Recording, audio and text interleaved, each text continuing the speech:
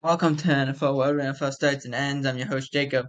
And to begin, as this is really more take two because of what just happened here, but we're going to talk about Robert Saleh. I know we've talked about it almost ad nauseum, but I really want to hammer this out here for the What to Play podcast that we right now are currently shooting here. To recap, if you haven't been paying a lot of attention, Robert Saleh, Tuesday morning, was fired.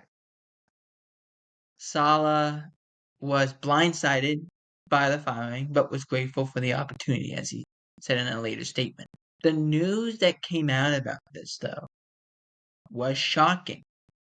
Like, it was things like he was escorted out of the building, that it wasn't a mutual parting of ways, that it was something going on. And then it kind of got weird, and I said this on Tuesday on the NFL World YouTube channel, which go check it out. I said, why did Woody Johnson say that he had a conversation with Aaron Rodgers? Now, I tried to find, and I'm still in the midst of trying to find the clip of where Woody started talking about it after the Saleh firing, and possibly by Monday I might have an opportunity to share that with you. But when I find it, I'm going to listen to it very, very closely. I want to listen to see, did the radio host ask Mr. Woody Johnson, did Aaron have anything to do with it?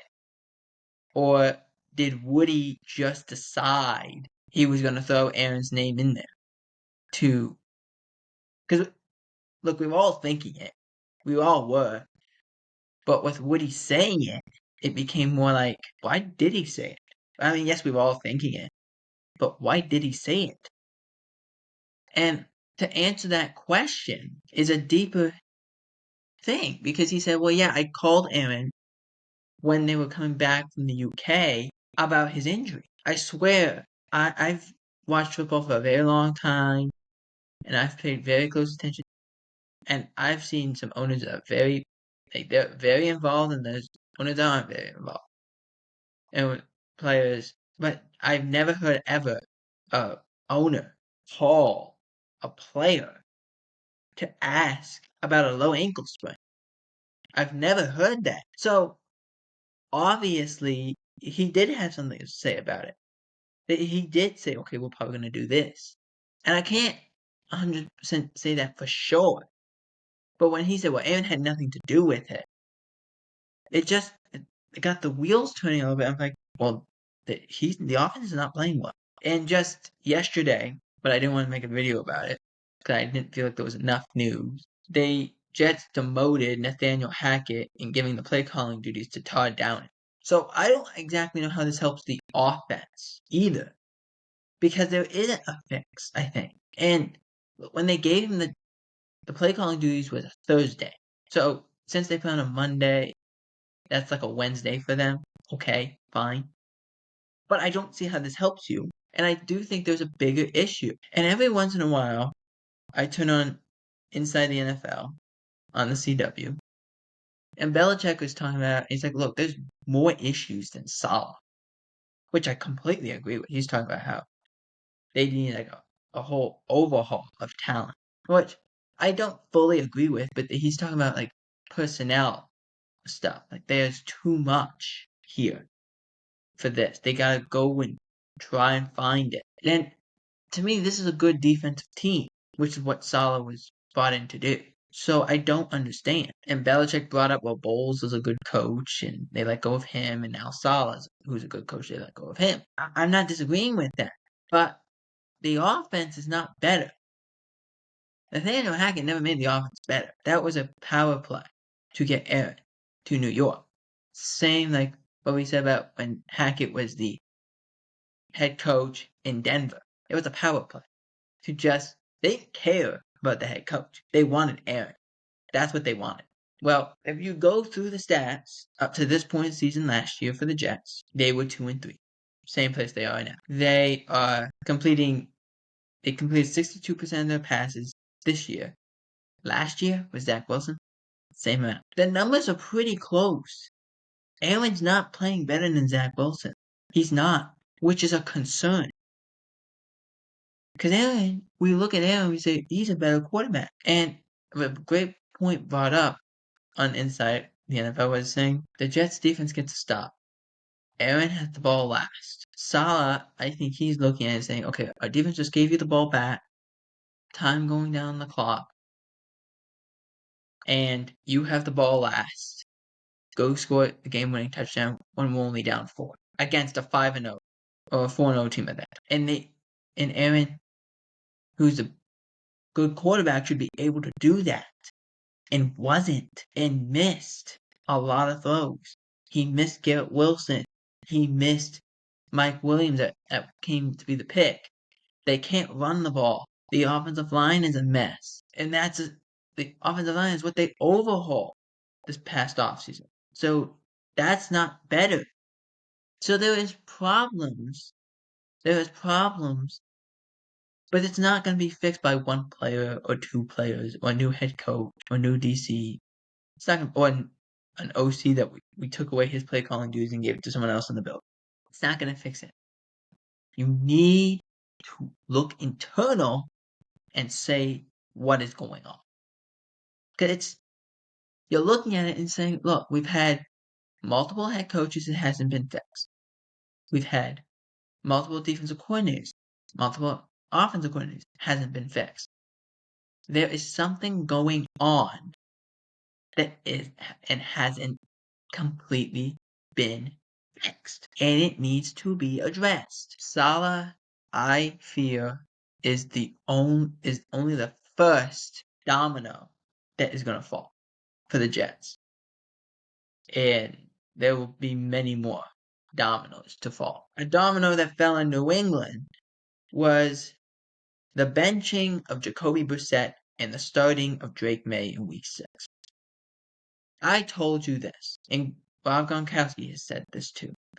Starting Drake Maye before Week 12 would be the worst decision that they could make. And I said starting him this year would be the worst. Well, starting in Week 6 against the Houston Texans. Why are they doing this? I don't understand. Danielle Hunter, Will Anderson Jr., and the rest of that defense is looking, we got a making his first career start. Here we go. Now I understand that's going to be without Nico Collins, who's placed on IR with a hamstring issue. But that's on how is Drake Maye going to survive? I don't understand how. I don't. I'm concerned. I don't know how he's going to make it through. And talk about rattling a young man's confidence. I know we're kind of doing this out of order, not how we normally would do it with the games before, but we'll do the games after all the base news. So to continue on with the news, Rashid Rice, we finally figured out what his injury is. His ACL and MCL were not impacted, so that's good. However, he suffered an LCL injury, which is the middle ligaments. So you have 3 ligaments, you have 3 big ligaments, and then you have your meniscus. Your LCL, if I remember correctly, goes over the top part of your kneecap, and your ACL so it goes like this. So it's ACL, MCL is middle, and I think LCL is kind of like on the edge of the top of your knee. I think that's how it works. So we tore that. Season's not completely, it's not like, completely out, but it's likely he's not going to play again this year, which is very unfortunate. I mean, it ain't needed against the Saints, but yeah, it was not good. And when you face better teams, that's really when you're going to miss it. Christian Wilkins was also placed on IR indefinitely. He had surgery on a Jones fracture, which is in your foot. It's a bone in your foot. Believe it's the bone in near one of your toes or something that it impacts the toes somehow. It's one of those injuries. You're like, man, I don't know when the timetable is. It could be 6 weeks, 10 weeks. You don't know. But not having him, he was your big acquisition. And now the Raiders go against this Pittsburgh Steelers team without one of their best guys. That's hard to deal with. Another player who's out, not injured, but cut, is Devin White. The Eagles have cut Devin White. Look, this was the big acquisition in the offseason by Howie Roseman. And he got outbeat, dude. Dean beat him out in camp. And he came in a little bit. wasn't good, was not good at all. And yeah, that's the best I can say. He wasn't good. He didn't play well. And look, I understand he won a Super Bowl and stuff, but he hasn't been good. When you got beat out by, I believe it's KJ Britt last year, and then get released or not re-signed by Tampa, go to Philadelphia and get cut within the first 5 weeks of the season. After the first 5 weeks, like that explains the position you're in.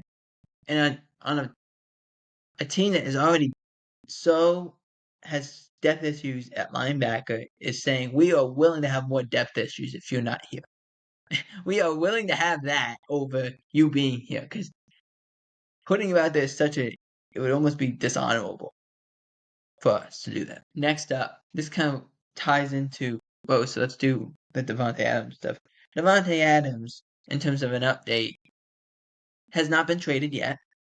Multiple teams are out, including some of the teams that weren't really even in to begin with. Teams that are still in are your Pittsburgh, Buffalo, things like that. The Saints, which in the Jets, but the Saints have lost Derek Carr for at least a little while. Carr is in the shop and he is out for multiple weeks with an oblique issue. Look, this kind of ties in to the recap, so I'll talk more about it then, but yeah, I don't see, if I'm Devontae, I'm like, do I really want to go to the Saints if Derek's not playing because he's hurt? And I'm rolling with the backups, which the Saints are starting Spencer Rattler. I don't really want to do that. Before we get to that recap, though, the Browns are awful. They're really bad. You can blame Deshaun Watson. A lot of people do. You can blame the wide receiving corps. A lot of people do. You can blame the defense, which I wouldn't, but you can. They're just really bad. They're not a good team. They struggle immensely. They're not efficient. There's times that, and people say, "Oh, Deshaun quit on his team." I think the team quit on him first. They can't do anything about it.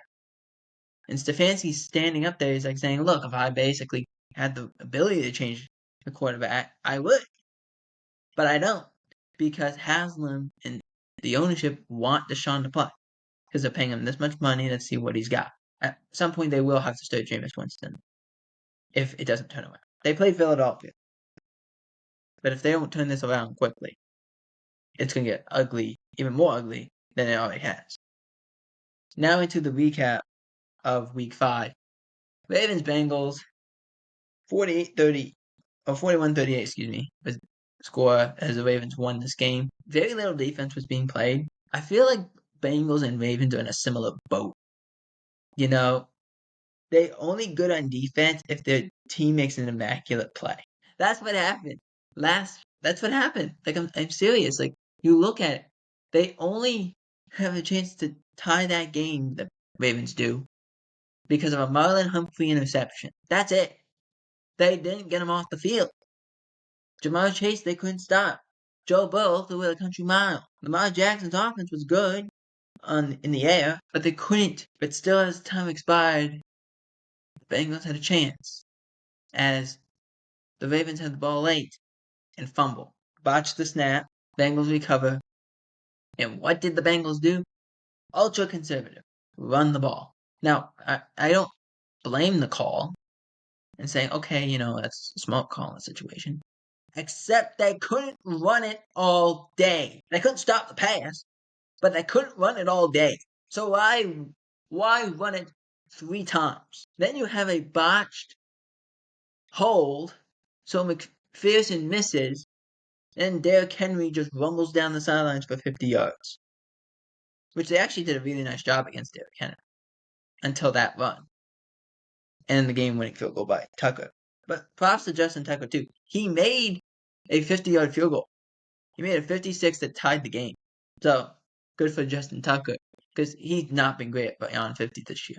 And even last year wasn't that great at it. Next up, Bills vs. Texans. Texans won this game 23-20. I don't care exactly what the score says. Josh Allen was garbage in this game. He was awful. 9 of 30 or 9 of 31, depends on where you go. He was bad. He was bad. 30% completion percentage. That's what his completion percentage was. In all my years of covering this great sport and watching this great sport, I have never seen a completion percentage. I've never watched a game and the star quarterback throws 9 of 30 with a 30% completion percentage.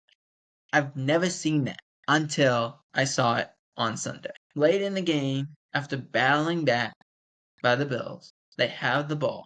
It's game's tied 20-20 inside their 10-yard line, inside the 5 actually. Throwing it from the end zone. Run the ball, get it to overtime, or force the Texans to use their timeout. One or the other. They decide throwing it deep 3 straight. Throwing it deep 3 straight times. Why? Horrible clock management by Sean McDermott. The clock, look, they only lost 16 seconds. 16 seconds. There's a 16-second drive. That's terrible. Then you punt it away. Robert Woods knows the exact situation he's in, and he knows where he has to get to. He goes north and south, gets 13. There's a short pass from Stroud. They call timeout. Out comes Miami Fairbairn, and he hits the game winner. And you guys lose this game 23-20 because you decided to throw the football instead of just running out the clock trying to get it to overtime. Next up, I can't believe this was a game at all. Dolphins versus Patriots. Dolphins won this game 15-10. Not that I can't believe the Dolphins won. I can't believe this was an actual football game. That we're watching Snoop Huntley play and Jacoby Brissett play for the Patriots. I can't believe it. 15-10 was the score. That score is almost insulting in a way. It's almost insulting. We had a blocked field goal. We had a fullback dive touchdown. We just had a little bit of everything. It was ridiculous. I don't like how this happened. We're just gonna pretty much skip over. That's how annoyed I am at this game. Cardinals at 49ers. 49ers were favored by 7.5, and the Cardinals ended up beating them 24-23. It was a hot day. It was 100 degrees. I'm not saying that's an excuse. And we're going to talk about 49ers in what happened last night against Seattle. I'm concerned about the 49ers. I am. A competent offense was allowed back into the game and given an opportunity to win, and they took full advantage of it. They couldn't stop Kyler on the ground consistently. On a 4th down, Marvin Harrison Jr. is the one that catches that for the first down. They have a backup kicker, and they kick and get it to 24-23. Interceptions, turnovers, can't happen, especially in divisional. They, including what happened last night, the 49ers are 1-2 in division. It's not great. At best bet, you can split with those other 2 teams and hopefully sweep Seattle. Moving on to Cowboys-Steelers. Cowboys winning this game 20-17. And I talked about this ad nauseum on the NFL World YouTube channel, so I'll kind of leave out a lot of it. The Cowboys won this game. They played better. They moved the ball better. They were more efficient on 3rd downs. The run defense was better and playing with injuries without Micah Parsons and without DeMarcus Lawrence. DeRon Bland not playing in that game either. And it looked good enough. It was good enough. There's concerns about the injuries. They've lost 4 defensive ends this year. They lost a defensive end that night too on the first drive. They made it work. On offense, they found something else other than, okay, we need the CeeDee Lamb, Dak Prescott to just win everything, so we have a chance. They found that Jalen Tolbert could be really good, and he played well, and he got the game-winning touchdown. I know he was hurting in that game because what happened on 3rd and goal play, but it worked, and you won this game. I don't enjoy listening really to people. I enjoy listening to people when they are forced to sit up there and stew in their own mindset of, I said they weren't gonna win, and then they end up winning, and they just have to sit there and pretend like they know football when they don't. And you gotta give credit where credit is due. Dallas did a good enough job to win. and win in Pittsburgh, which is not easy to do. It does lead to a conversation that I will have with Lucas on when do you switch to Russell Wilson if you're the Steelers. So I will have that conversation with him on next week's pod. So we'll see what happens there. But bottom line is this, and I said this all last week, and I'll probably say it for the rest of the year. Who cares if you win by 1 point, 3 points, 35 points, 100 points? It doesn't matter. Just win the game. Nothing else matters.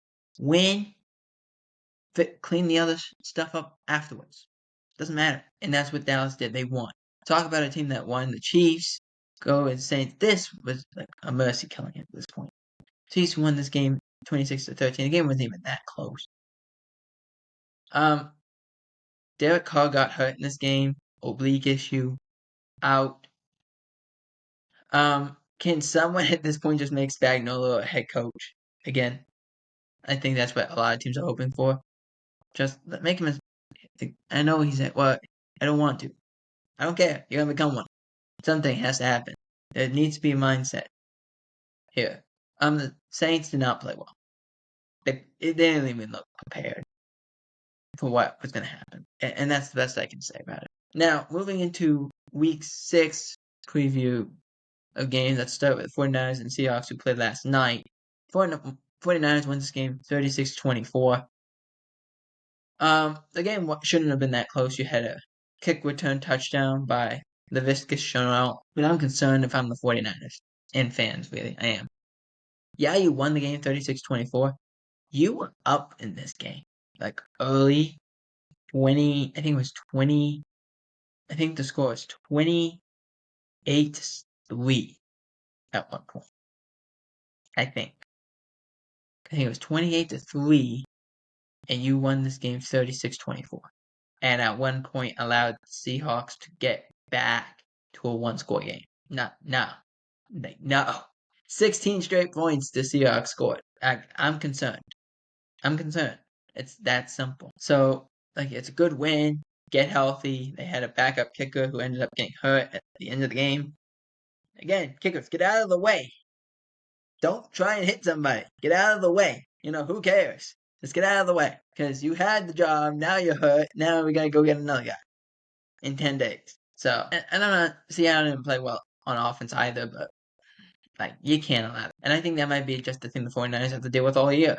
That they just haven't played well. It's odd, they're up 2 scores, and then they somehow almost squander it back-to-back games.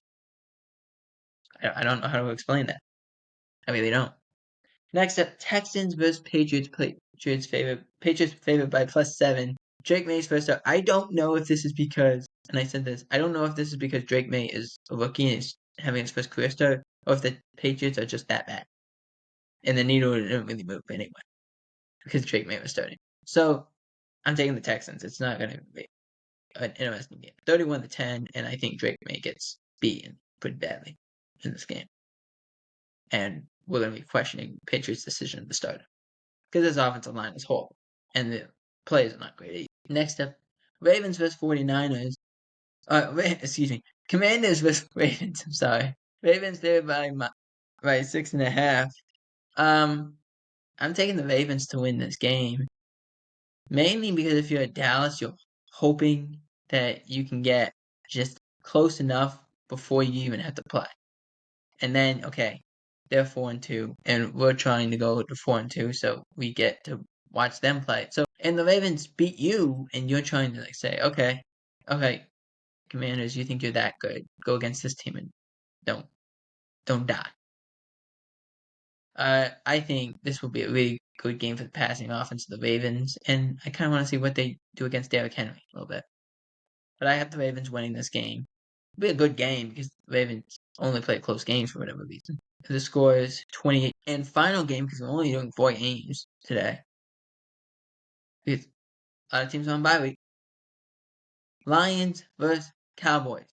Cowboys win on the road last week against the Steelers. The Lions had coming off the bye week. Cowboys are getting +3 at home. The Cowboys have not won at home. And if this was in Detroit, it would probably be +6. It'd probably double. I think this is gonna be a fun game to watch. Everyone's like, bad matchup, bad matchup. Look, I understand that. I get it. I kind of want to see. Now, it sounds like, not 100% sure, but it sounds like Deron Bland is back for this game, which is really great news for the Cowboys, who are really banged up and need help in the secondary after starting a practice squad player last week. So this is going to be a fight. There's going to be a lot of emotion. The ineligible man, that's going to be talked about ad nauseum on Sunday. I'm sure Fox is going to be doing interviews for the Lions and Cowboys on both sides. I'm sure of it. And when they do their pregame stuff, I'm sure of it. But I think the Cowboys, this is going to be fun to see, but it comes down to the quarterbacks. And this might be the only way Dallas wins without Micah and DeMarcus Lawrence. And you have the ball last with the game tied just down 3 or something like that, where you just need to go down the field. And I think they find a way to do it again, and they can get into bye week at 4-2. But this game it's gonna be close. It's gonna be fun to watch. I think Dallas wins this game 28-27 and just edge by the Detroit Lions for the second straight year. Those are the picks for this week, and that is it for the What to Play podcast. Let me know in the comments who you think is going to win this week, and also what do you think about the Robert Saleh firing. For the What to Play podcast, I'm Jacob Heber. Out.